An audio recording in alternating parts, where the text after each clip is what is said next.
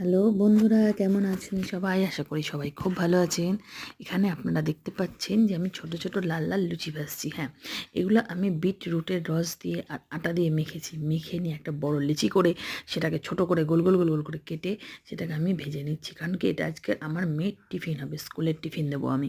আর এর সাথে আমি বানিয়েছি একটা তরকারি, যে তরকারিটা হচ্ছে আলু মটরশুঁটি আর গাজর দিয়ে বানিয়েছি। তার সাথে দিয়েছি টমেটো।